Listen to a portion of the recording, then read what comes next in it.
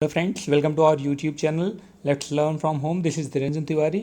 सो friends, हमने एक series शुरू की थी जिसमें यूजीसी नेट और जेआरएफ के लिए पब्लिक एडमिनिस्ट्रेशन के प्रीवियस ईयर के क्वेश्चंस को हम डिस्कस कर रहे थे।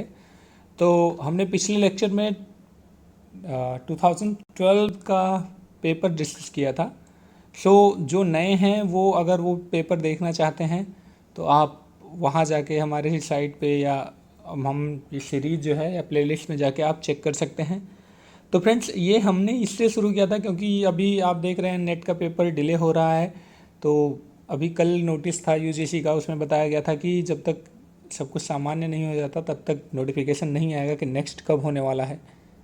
तो ये बेटर टाइम है कि आप प्रीवियस ईयर के क्वेश्चन से अपनी जो तैयारी है उसे आप चेक कर सकते हैं। तो आप इसे सब्सक्राइब कर सकते हैं चैनल को, क्योंकि अब ये कंटिन्यू चलता रहेगा। बहुत सारे वीडियोस हो जाते हैं इसलिए एक दो दिन डिले हो सकता है, बट ये कंटिन्यू रहेगा तो आप इसे कर सकते हैं। तो फ्रेंड्स, मैं अभी आपको दिखा रहा हूँ क्वेश्चंस, आप इनको देख लीजिए। आप इनको पॉज करके सॉल्व कर सकते हैं। लास्ट में मैं इनके आंसर्स को डिस्कस करूँगा। ओके फ्रेंड्स, तो चलिए शुरू करते हैं। फर्स्ट है, लोक प्रशासन राज्य के कार्यकलापों में प्रबंधन के अनुप्रयोग की कला और विज्ञान है। यह निम्नलिखित में से किसका वक्तव्य है?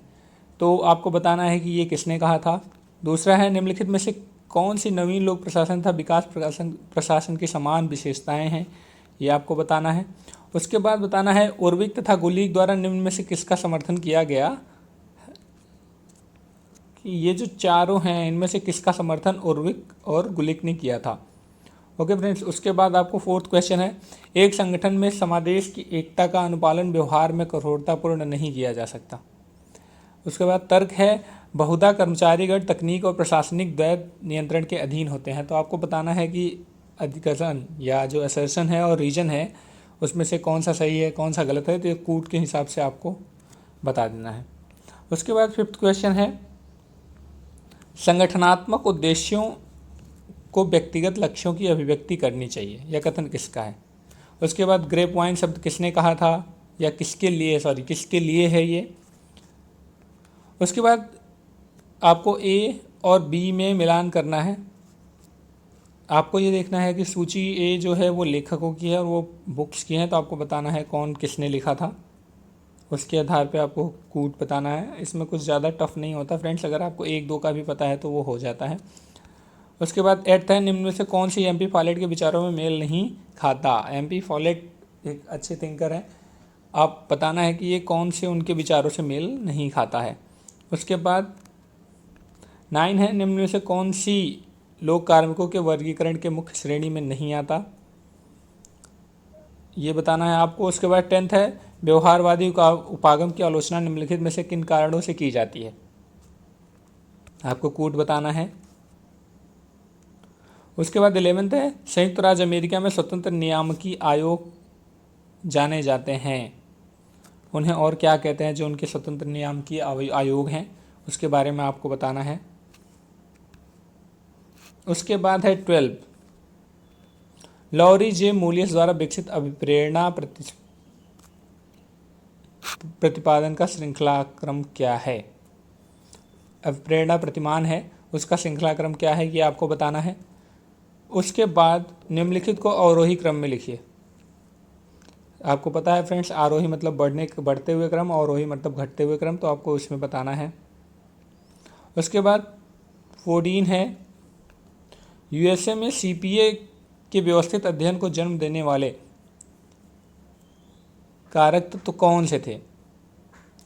कंपैरेटिव पब्लिक एडमिनिस्ट्रेशन को अगर जन्म देने की बात की जाए कि उनका व्यवस्थित अध्ययन किस लिए किया जाता है, तो आपको ये बताना है उसके कारक कौन कौन से थे। उसके बाद 15 हो जाएगा, निम्नलिखित में से कौन सी प्रवृत्तियां तुलनात्मक लोक प्रशासन से संबंधित नहीं हैं, तो आपको इनमें से बताना है। फ्रेंड्स, ये प्रिज्मी से समेकित है, फ्यूड। उसके बाद पारंपरिक से संरचनात्मक प्रकारात्मक है, आप ये देख लेना। उसके बाद 16 है, निम्नलिखित में से किस देश में न्यायपालिका संसद द्वारा पारित किए गए कानून को असंवैधानिक घोषित नहीं कर सकती। ये ध्यान रखना, नहीं कर सकती की बात आ रही है। 17 है अभिव्यक्ति मानवीय प्रयासों का परिणाम है। उसके बाद 18 है, आपको बताना है कि 17 ये किसने दिया है। उसके बाद 18 है इरासर्कंस्की ने अधिक विकसित देशों की नौकरशाहियों के 3 विशेषताओं का वर्णन किया है, इनमें से सम्मिलित हैं। आपको बताना है कौन कौन से सम्मिलित हैं। नीचे कूट दिया गया है, आप कूट के हिसाब से लगा सकते हैं। 19 है निम्नलिखित में से कौन सी F.W. रिक्स द्वारा विकसित कृषि का मॉडल की विशेषता नहीं है, तो आपको ये बताना है। उसके बाद नेक्स्ट है नागरिकों को कल्याण उपलब्ध कराने की राज्य की तुलनात्मक क्षमता को मापने के लिए United Nation Development Programme UNDP ने एक रूपरेखा बनाई थी, उसे किस नाम से जाना जाता है, ये आपको बताना है। 21 है एटचिंसन कमीशन ने भारत में लोक सेवाओं का वर्गीकरण किन वर्गों में करने की सिफारिश की थी, आपको बताना है कि उन्होंने, जैसे भारत में अभी लोक सेवा 3 है, तो आपको बताना है कि उन्होंने कितने की थी। 22 भारत में न्यायिक सुधार का लक्ष्य यह होना चाहिए कि व्यवस्था में विलंब और बकाया मामलों को कम कर तथा संरचनात्मक परिवर्तन द्वारा जवाबदेही को बढ़ाकर तथा और निष्पादन मानकों एवं क्षमताओं को निर्धारित कर न्यायालय तक पहुंच को सुगम बनाया जाए। ये अभिकथन है और रीजन, उसका जो तर्क है वो है अभी तक भारत में न्यायिक सुधारों की दिशा में कोई भी ठोस कदम नहीं उठाया गया है। आपको बताना है इनमें से कौन सा सही है कौन सा गलत है। अगर सही है तो क्या उसे एक्सप्लेन करता है, या सही है एक्सप्लेन नहीं करता, कूट के हिसाब से आप कर सकते हैं। उसके बाद नेक्स्ट क्वेश्चन है फ्रेंड्स, निम्नलिखित में से कौन सी संस्था भारत में नीति निर्माण में संलग्न नहीं है। आपको बताना है कि नीति निर्माण में कौन सी संस्था संलग्न नहीं है। उसके अलावा 24 है फ्रेंड्स, अभिकथन है और तर्क है। इसमें भी अभिकथन कहता है कि भारत में कार्यपालिका से संबंध में संसद निगरानी का कार्य करती है। तर्क कहता है नियंत्रण एवं महालेखा परीक्षक संसद का आंख व कान है। आपको बताना है इसमें से क्या सही है क्या नहीं है। ओके फ्रेंड्स, उसके बाद भारत में केंद्रीय सचिवालय के संबंध में निम्नलिखित में से कौन सा कथन सही नहीं है, आपको ये बताना है, कूट देख लीजिएगा। 26 है इस देश में उपलब्ध शिक्षा के उच्चतम स्तर के अनुकूल आयोजित प्रतियोगिता परख परीक्षा के आधार पर चयनित आज के सर्वाधिक प्रतिभा संपन्न युवा वर्ग को लोक सेवाओं में नियुक्त किया जाना चाहिए, यह किसने कहा था, यह कहाँ पर मिलता है ये सेंटेंस। क्वेश्चन नंबर 27 प्रधानमंत्री कार्यालय के संबंध में निम्नलिखित पर विचार कीजिए। ये आपको बताना है कि इनमें से कौन सा सही है कौन सा नहीं। उसके बाद फ्रेंड्स 28 भारतीय संसद की लोक लेखा समिति के सदस्यों का कार्यकाल कितना होता है, ये आपको बताना है। 29 जिला को एक जिलाधिकारी के अधीन रखा गया है जिसे किसी शांति भंग होने के खतरे को रोकने के लिए आदेश उद्घोषित करने के लिए सशक्त किया गया है। ऐसा करते समय वह निम्न में से किस रूप में कर्तव्य निभा रहा होता है, आपको ये बताना है कि वो कौन सा कर्तव्य निभा रहा होता है। उसके बाद 30 है जिलाधिकारी के कार्यालय के आधुनिकीकरण के लिए द्वितीय ARC की सिफारिशों में निम्नलिखित में से कौन सा सिफारिश शामिल नहीं था, तो आपको ये बता देना है। तो फ्रेंड्स आज हम इतना ही डिस्कस करेंगे 30 क्वेश्चंस। अब हम इसके बारे में डिस्कस कर लेते हैं इसके आंसर्स कौन से सही हैं, मतलब किसका क्या होगा। आई होप कि आप लोगों ने कर लिया हो। चलिए शुरू करते हैं। तो आप देखेंगे इसका फर्स्ट लोक प्रशासन में राज्य के कार्यकलापों के प्रबंध में अनुप्रयोग की कला और विज्ञान है। इसका आंसर है सी, ड्वाइट वाल्डो, जिनको लोक प्रशासन का पितामह भी कहा जाता है, फादर ऑफ पब्लिक एडमिनिस्ट्रेशन, उन्होंने ये कहा था। उसके बाद सेकंड निम्नलिखित में से कौन सी नवीन लोक प्रशासन और विकास प्रशासन की समान विशेषता है, तो आप देख लीजिए फ्रेंड्स, परिवर्तनोन्मुखी, चेंजिंग जो होता रहता है कि नवीन लोक प्रशासन और विकास प्रशासन दोनों बदलते रहते हैं, दोनों चेंज होते रहते हैं, जैसे जैसे समय की डिमांड होती है वैसे वैसे ये बदलते रहते हैं। तो ये हो जाएगा, जैसे कि अब अगर मान लीजिए आपको नहीं भी पता तो आपको पता है कि नवीन लोक प्रशासन या विकास प्रशासन में हितों के, संगठन के हितों को पूरा नहीं किया जाता, क्योंकि संगठन के हित हैं तो वो नवीन लोक प्रशासन नहीं हो सकते या विकास प्रशासन नहीं हो सकते। उसके बाद प्रभावशाली समन्वय नहीं होता। देखिए लोक प्रशासन और नवीन लोक प्रशासन और विकास प्रशासन का उद्देश्य सिर्फ एक होता है कि लोगों की सेवा की जाए या लोगों की भलाई के लिए कार्य किया जाए, विकास के लिए कार्य किया जाए। तो विकास से रिलेटेड चीज़ें यहाँ सिर्फ परिवर्तनोन्मुखी दिख रही हैं कि जिस तरह से बदलाव आता रहता है। और नवीन लोक प्रशासन तो खासकर समय के साथ बदले वही नवीन लोक प्रशासन है। उसके बाद 4 जो है, उर्बिक और गुलिक किससे समर्थन किया करते थे, तो समर्थन किया गया है, तो ये है बहुल निकायों की अध्यक्षता वाले संगठन, यहाँ पर यही है बस। उसके बाद सॉरी ये गलत है, 3 का होगा एकल शीर्ष कार्यपालिका, तो वही मैं सोचूं ये तो गलत हो जाएगा। उन्होंने एकल शीर्ष कार्यपालिका का समर्थन किया था। 4 जो होगा फ्रेंड्स, एक संगठन में समादेश की एकता का अनुपालन व्यवहार में कठोरतापूर्ण नहीं किया जा सकता। तर्क है कि बहुधा कर्मचारीगण तकनीकी और प्रशासनिक द्वैध नियंत्रण के अधीन होते हैं। तो आपको बताना है बिल्कुल ये दोनों सही हैं। और ए जो आर है वो ए की व्याख्या करता है। इसमें कह रहा है कि एक संगठन में समादेश की एकता का अनुपालन व्यवहार में कठोरतापूर्वक नहीं किया जा सकता। तो आप देख लीजिए इसको, चल थोड़ा सा समझेंगे तो समझ जाएंगे कि हाँ ये सही कह रहा है, और दोनों एक दूसरे को समर्थन भी देते हैं। उसके बाद नेक्स्ट है 5th, संगठनात्मक उद्देश्यों को व्यक्तिगत लक्ष्यों की अभिव्यक्ति करनी चाहिए। ये कहा था क्रिस आर्गिरिस ने, क्योंकि जब आप देखेंगे कि अभिव्यक्ति या लक्ष्यों की बात होती है तो उन्होंने अपनी थ्योरी दी थी। उसके बाद ग्रे पॉइंट, ये सिंपल था फ्रेंड्स, ये आपको कर लेना चाहिए था। ग्रे पॉइंट सब जब भी आता है तो आप अपने दिमाग में रखिए कि वह संचार की पद्धति के बारे में बात करता है। उसके बाद 7th है, आपको सूची ए और बी को मिलाना है। सो आप यहाँ देख लीजिए, अगर आपको एक भी पता है तो अगर मान लीजिए आपने नाम नहीं सुना, आपने सुन लिया है सिर्फ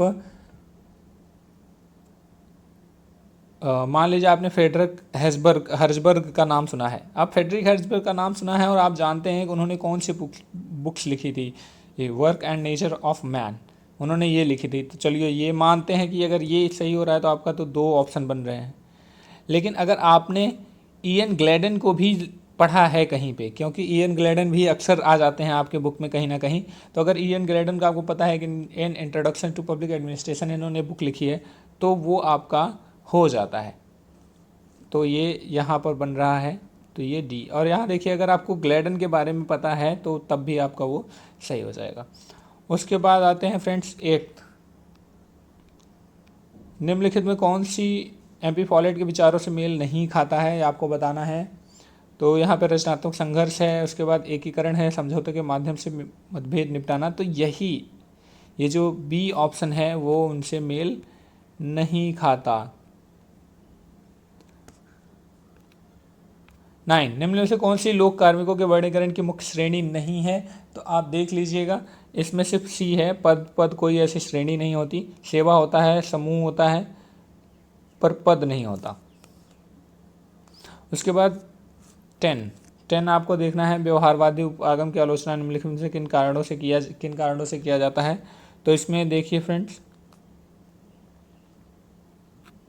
व्यवहारवादी उपागम, उसमें संगठनात्मक, अब इसमें देखिए हमारे पास टाइम है नहीं तो मैं बस को जल्दी वो कर दूं कि सी इसका ऑप्शन है।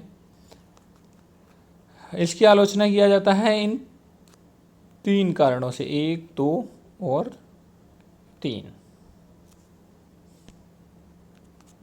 उसके बाद 11, संयुक्त राज्य अमेरिका में नियंत्रण स्वतंत्र नियामकी आयोग जाने जाते हैं, इसको आप बताना है।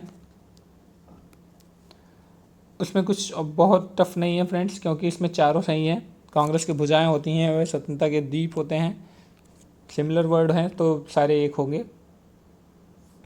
उसके बाद 11 हो गया। 12 है, लॉरी जी मूल्यों द्वारा विकसित अप्रेरणा प्रतिमान, आपको बताना है कि इसका श्रृंखला क्या है। तो इसका हो जाएगा डी, पहले 3, 1, 2, 4, 3, 1, 2, 4। उसके बाद है 13 फ्रेंड्स, आपको बताना है कि इसमें अवरोही क्रम में आपको बताना है, तो ये आपको हो जाना चाहिए था। तो आप कह सकते हो कि सबसे पहले होता है विभाग, संभाग, स्कंद और अनुभाग। तो आपको बताना है कि इसमें से कौन सबसे पहले कौन होता है। तो स्कंद, अनुभाग, फिर संभाग और विभाग। आप क्रम देख लीजिएगा। USA और CPA में व्यवस्थित 14 का आंसर है डी। हमारे पास टाइम कम है फ्रेंड्स, तो थोड़ा हम बढ़ेंगे जल्दी जल्दी। उसके बाद 15 का आंसर मैं आपको बता दे रहा हूँ। 15 का आंसर है सी। 16 का आंसर है डी। उसके बाद 17 फ्रेंड्स, 17 का सी आंसर है। उसके बाद 18 का भी सी है। 18 का फ्रेंड्स, 18 का सी ऑप्शन है। उसके बाद आते हैं हम 19 का फ्रेंड्स हमारे पास ए है। उसके बाद 20 का भी बी है। ह्यूमन डेवलपमेंट इंडेक्स जिसे कहा जाता है। 21 का ए, तो 21 का ए है ऑप्शन। 22 फ्रेंड्स, 22 का सी है।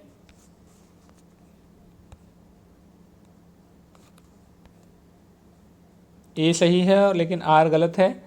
23 फ्रेंड्स, 23 का आंसर है डी। उसके बाद 24 भी फ्रेंड्स बी है। ए और आर दोनों सही है लेकिन वो उसको एक्सप्लेन नहीं करता है। 25 आपको बताना है, 25 का आंसर सी है। उसके अलावा 26 फ्रेंड्स, 26 का बी है। 27 अगर आपको बताना है तो फ्रेंड्स 27 का आंसर बी है। उसके बाद 28 का 1 साल होता है, ये आपको पता ही होगा। 29 एंड 30 लास्ट 2 क्वेश्चन जो हमारे हैं। 29 का आंसर है हमारा फ्रेंड्स डी, जिला न्यायाधीश की भूमिका निभाता है वो। उसके बाद 30 का आंसर है सी, जिलाधिकारी के कार्यालय में सतर्कता समिति की स्थापना। सो फ्रेंड्स, आई होप कि आपको ये पसंद आया होगा। अगर आपने सब्सक्राइब नहीं किया है चैनल को तो सब्सक्राइब कर लीजिए। प्रीवियस वीडियोज़ को भी आप देख सकते हैं और ये कंटिन्यू बना रहेगा। स्टे ट्यून, इसके जस्ट बाद ही आपका सेकंड आ जाएगा 30 to 50। Thank you so much for watching.